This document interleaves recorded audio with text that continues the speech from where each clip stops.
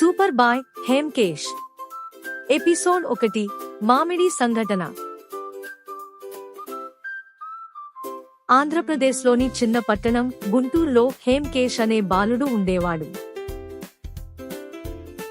అతను మంచి మనస్సు కలిగిన అబ్బాయి, అలానే తెలివైనవాడు కూడా అని అందరికీ తెలిసినవాడు. అతని తల్లి పూల దుకాణం నడుపుతుండేది. తండ్రి సైన్స్ మీద ఆసక్తి ఉన్న ఒక పాఠశాల ఉపాధ్యాయుడు. ఒక వేసవి మధ్యాహ్నం అకస్మాత్తుగా వచ్చిన విచిత్రమైన తుపాను సమయంలో ఆకాశం నుంచి పడిన వెలుగులు విరజిమ్మే అరుదైన పండును హేమ్కేష్ వాళ్ల ఇంటి కిటికీ నుండి చూశాడు. చూసిన వెంటనే పరిగెత్తుకుంటూ ఆ పండు పడిన చోటకి వెళ్లాడు. అప్పుడు ఆ పండుకు తన చేతి తీసుకొని ఆశ్చర్యం చూసి టక్కున ఆ పండుని కొరికి తిన్నాడు. అదే రాత్రి అతనికి పురాతన రక్షకులు కలలో కనిపించి ఇప్పుడు జీవవృక్ష శక్తి తనలో ఉందని తెలిపారు. తర్వాత రోజు హేమ్కేష్ రోజు కంటే ఎక్కువ ఫ్రెష్ గా మరియు ఎనర్జీ నిద్ర లేచాడు.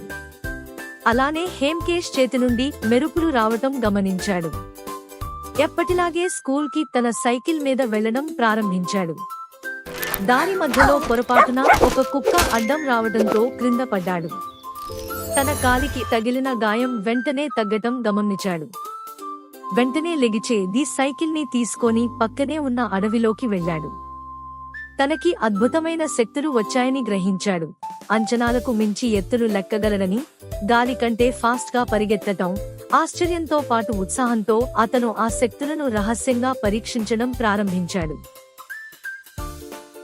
కాని అతనికి తెలియకుండా అతని శక్తి మేల్కొన్నదని దూరంలో ఉన్న మరెక్కడో ఎవరైనా ఇప్పటికే గుర్తించారు.